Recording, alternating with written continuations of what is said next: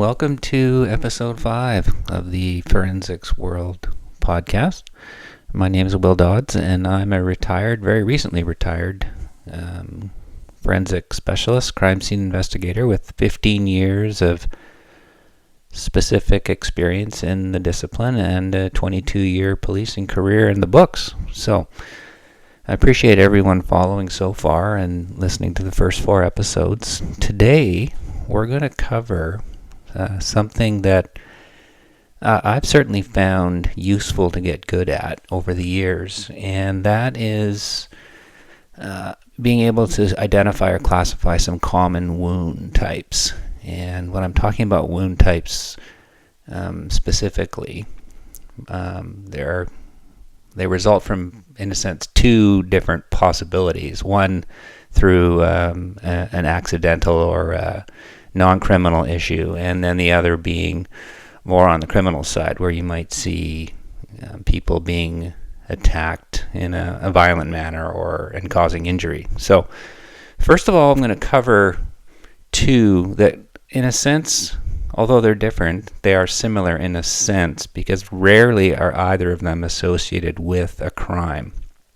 The first one is called an abrasion wound, and an abrasion wound is caused as a result of friction or skin rubbing against a surface, and particularly a rough surface. And an abrasion wound causes a scraping away of the skin, and typically it's limited to really the upper layers of the epidermis, but it can go deeper into the dermis and cause some pretty nasty type of injuries. Typically marked by, redness. There's some oozing, bleeding, but not profusely. Another, also known as road rash, and in the case of a car crash or a bicycle or a motorcycle incident where the rider's gone down. And road rash can be anything from, just a knee or an elbow to most of your body, and can be very, very painful and potentially life-threatening if it's severe. Interesting thing about abrasion wounds, especially in regards to crashes, is that you can often determine a directionality by looking at the wound. You'll see potentially a series of parallel lines within the wound, and these lines move in the direction of travel of the injured person. So abrasion wounds. I've also seen some pretty serious abrasion wounds on victims who had passed away while in the water, or especially tidal waves, tidal waters, where their body eventually made it back to the shore, but along the way they've caused abrasion wounds to all of their exposed skin, potentially the entire face covered in abrasion wounds from the continuous or periodic rubbing against rocks or the sand or the surface or the area where they were coming to shore. So abrasion wounds, as I say, not typically associated with a criminal issue. The next class of wounds that we'll talk about are called avulsion wounds, avulsion, avulsion wounds, and these are very serious wounds, and these involve a complete, in many cases, tearing away of the skin from underlying tissues, and very severe trauma at times. Avulsion wounds can potentially expose muscle, fat, bones, tendons, associated most commonly, really, in my experience, with 2 things: car crashes and industrial accidents, where potentially a worker or an operator has got themselves caught in the mechanism of a machine. And the most extreme case that I recall being a gentleman fell right into a a grinder of sorts that was a heavy-duty grinder that was crushing rock and other debris, and as you can well imagine, it didn't go well. Very, very sad situation. Avulsion wounds, not generally associated with any assault per se. Another possible way to get an avulsion wound is to have your ring getting caught, or a ring getting caught on a hook or a nail as you brush your hand across a fence or something along those lines. That ring will get caught, and your skin could conceivably pull right off your bone, and not a very pleasant situation. So those are avulsion wounds, very serious. Abrasion and avulsion, first two there. The next two we'll cover are somewhat connected, and I would say one falls under the umbrella of the other. And the first thing we'll talk about is a laceration wound. And a laceration wound is a very all-encompassing type of wound, and it's a cutting or a tearing of the skin. And typically a laceration will go through the epidermal layer, or the outer layers of the skin, potentially going right into the dermis, going deep into fat and muscle layers. Muscle layers potentially can expose bone, can be very serious, and the edges of a typical laceration are pretty, can be somewhat rough, a little bit inconsistent, but it's definitely a cut to the skin.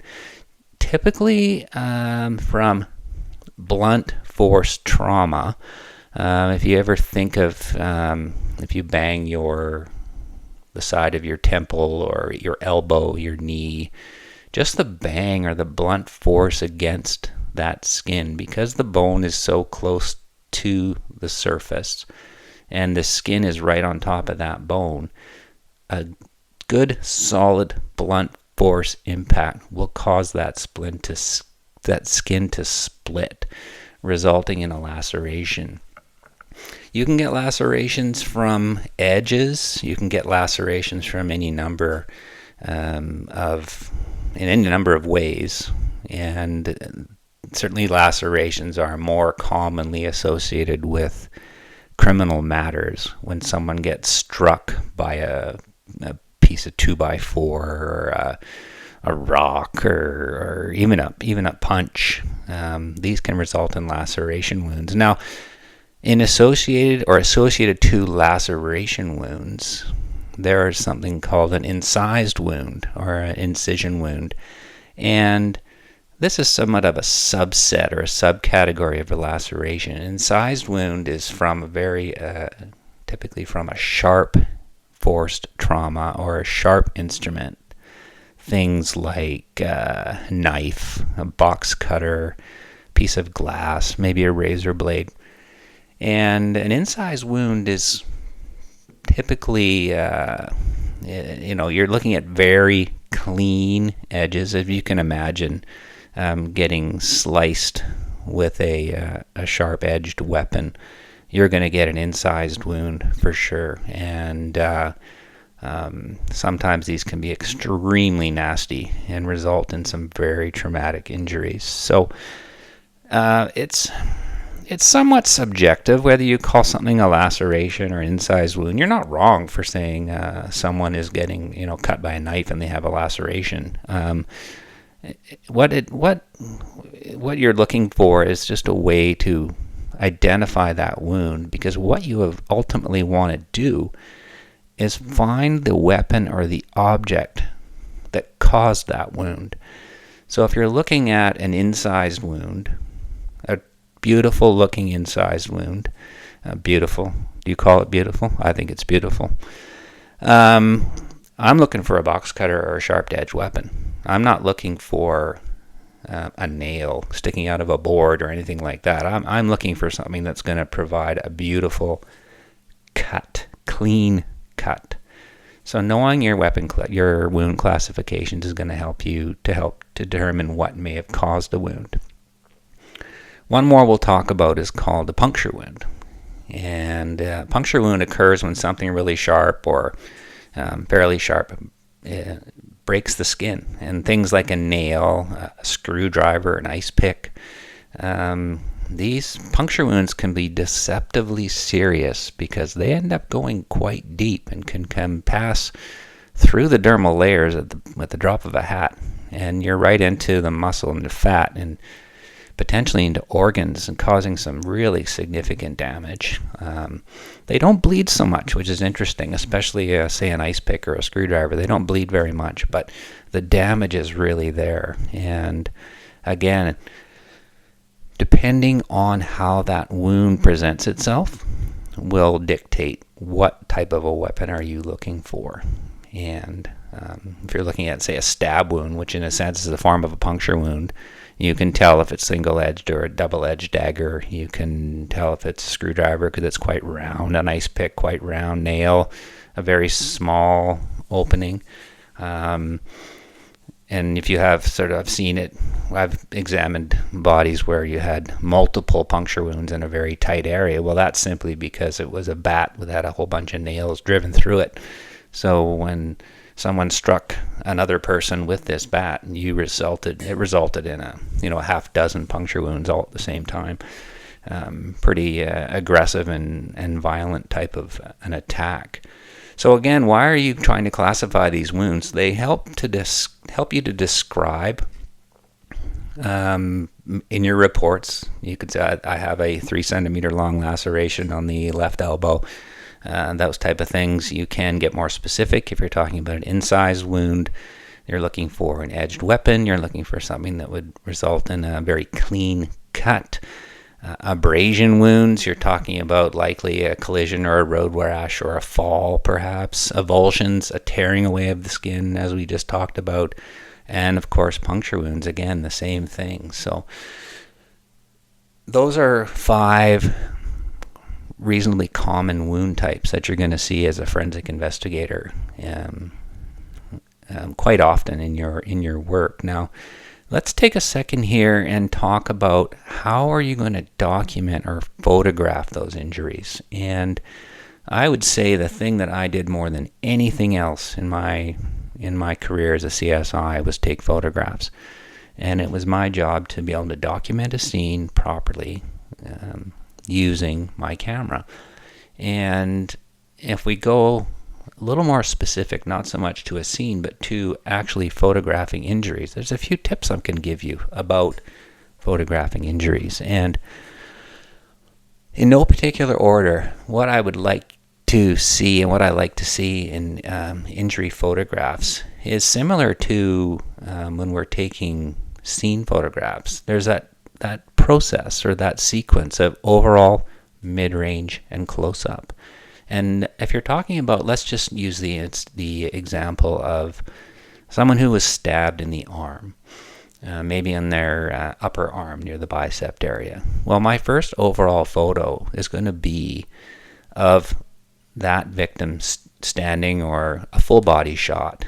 A full body shot where I can see where this wound is going to be, but I'm not focusing in on it yet. Part of those body shots are to identify the victim because we have a face shot included there. And so I can see that this is the victim associated to this wound. Mid-range, I'll get a little closer and I will have the area of injury as more of a focus of the shot.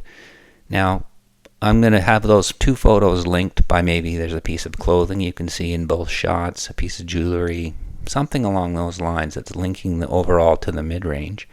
And the mid-range photo is bringing my attention a little bit closer, bringing the attention a little bit closer to the wound.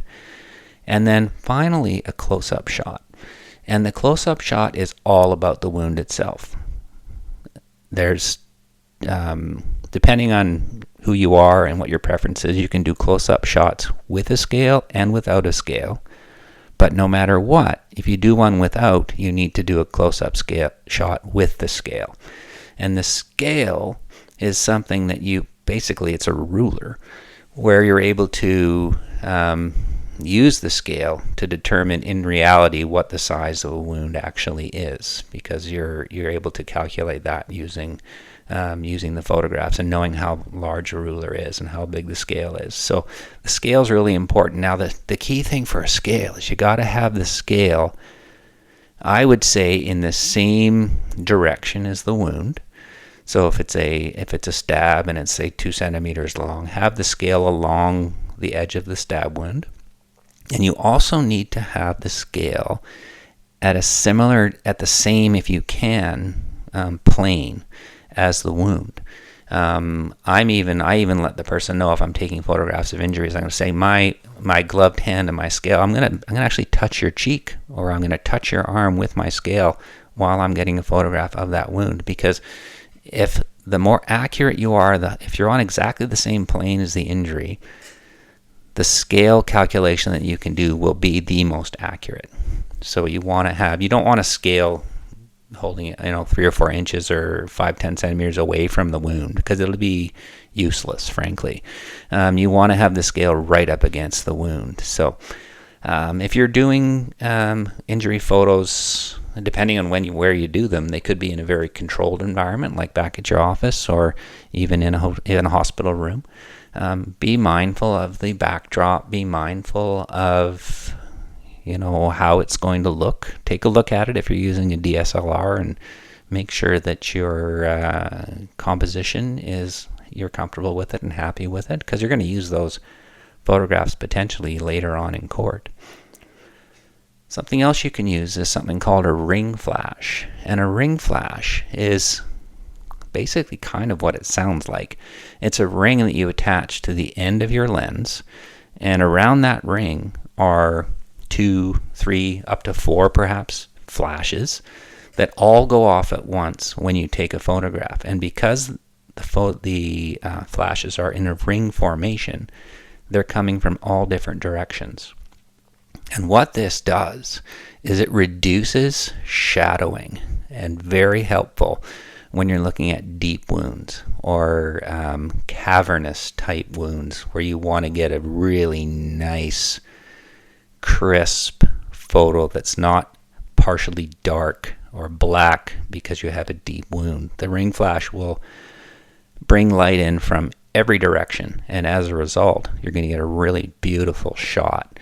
Now, shadows, like a little shadowing, does not hurt. In fact, I really liked having just a little bit of shadow on injury photos, because it gave it some texture and it gave it a little bit of, just seemed more real.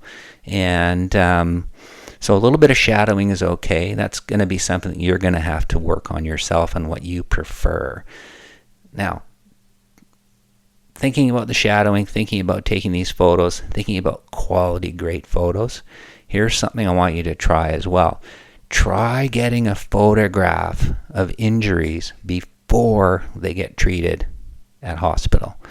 Try and get them before they get cleaned up, before they get stitched, before they get bandaged. It's not always possible, but I'm telling you, it is a great, great bonus to have photographs of wounds before the victim is cleaned up. And one particular example I recall is a fellow was slashed in the neck with a box cutter, and the resulting incised wound was probably 10 centimeters in length, and it went all the way, basically halfway around his neck, and I cannot believe the guy's not dead. So lucky. But the shot that I was able to get before medical treatment at the hospital was fantastic. Now, there wasn't a lot of bleeding, which is quite surprising, but in a sense, it really was just capillary damage as opposed to carotid artery or jugular vein type damage. It was shallow, but the whole outer layer of the epidermis was sliced open and gaping. So I got a fantastic shot of this wound. I also took shots after it was stapled together and then after it was bandaged. But going back to that first shot, with that with that incised wound. Unreal. And it really hammered home when it came to court and said, this guy should have died. Like, this is unbelievable. And having this photo really was extremely helpful to the presentation in court. So if you can, just try and say, hey, can you hold off doing some treatment or hold off cleaning them up before I get some shots? And usually the ERPs are pretty cooperative in that sense. Try using forensic light sources. That can also help to bring up bruising. And you can take a photograph of under skin under UV light. Tends to really bring up some nice bruising, especially if it's a little bit dated. Experiment with it. And ultimately, I want to remember two things about photographing injuries or photographing anything, really. Specifically to photographing anything. There's one thing you can't fix. You cannot fix focus. Make sure your photos are in focus. Whether you're using autofocus, the technology is amazing now with autofocus, and it's very quick. So make sure you're in focus. If you're a little dark, you need a little more light, you can play with that in Photoshop or other photo enhancement software, but you can't fix focus. And while I think of it, one more thought in regards to photographing of injuries. In a perfect world, you're going to get these overall mid-range and close-up photos. You're going to get a photo with a scale. You're going to get a whole bunch of neat things, and it's going to look beautiful. But sometimes you just got to get the shot. And one particular case I remember just getting the shot is this guy put up his hand to block an attack with a butcher knife. And the knife blade came down, and if you can imagine your hand in the Vulcan live long and prosper with the fingers split, two on each side, this blade came right down in between the middle and the ring finger and split his hand open. And holy smokes, it was quite something, and it was bloody, and it was messy, and it was horrible, and it was painful, and he needed to be rushed to hospital. And I said, buddy, just let me get one photo. So I say, hold your hand out and give me one photo. So he held his hand out. It was bleeding. It looked horrible. Click, click, took the photo. It's all I needed. Got the shot. Well, next time I saw him, he was all bandaged up, cleaned up. Everything was A-okay. So to me, it didn't matter. Excuse me, that I didn't have a scale or I didn't have, it wasn't the most beautiful background. I got the shot, and I needed that shot in order to really hammer home the significance of this injury, a result of this attack with this butcher knife. Just fantastic. Able to get that. I was really happy with that. Anyhow, so we've just covered 5 common wound types that you would normally see: abrasions, avulsions, lacerations, incised wounds, punctures. Keeping in mind that your abrasions and your avulsions are not likely going to be related to a crime. Keep in mind as well that incised wounds could be loosely called lacerations as well, but the incised wound says to you that it's a very sharp-edged weapon that's created or caused this wound. And lastly, you have punctures, and also, punctures are very dangerous, and they could do a lot of damage, and they don't bleed as much as you might think. So let's take one question from a follower now. Here's the question is this: what's the best way to develop latent fingerprints on thermal paper? That's a great question. So what's thermal paper? Those are like the receipts, the ATM receipts, paper. It's that shiny kind of paper. If you leave it out in the sun, everything fades.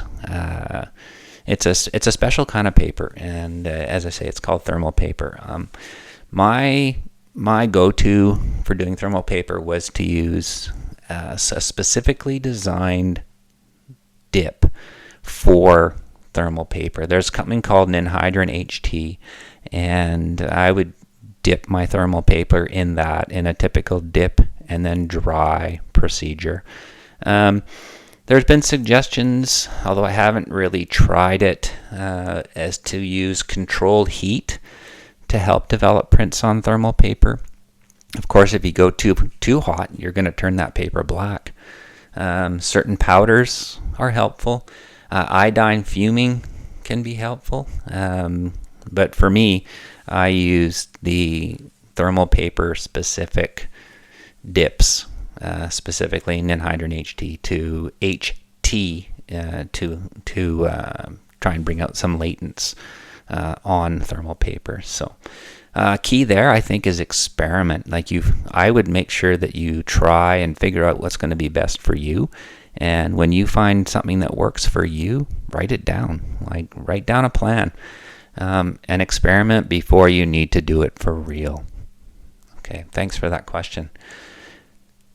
All right, so I think that'll be episode 5. And as I say, I like to keep things between 20 and 25 minutes or so, as it makes the most sense. And I wanted to thank everyone for listening, and pretty excited to say that now our Forensic World podcast is available on Amazon Music. It's available on Apple Podcasts, as well as good old home-based Spotify. So very much appreciate your listening, very much appreciate you following, and let's try and spread the word and make this thing grow. Follow Forensicsworld on Instagram. We got Facebook, YouTube, TikTok. As I say, all my TikToks are not very good. X, Threads.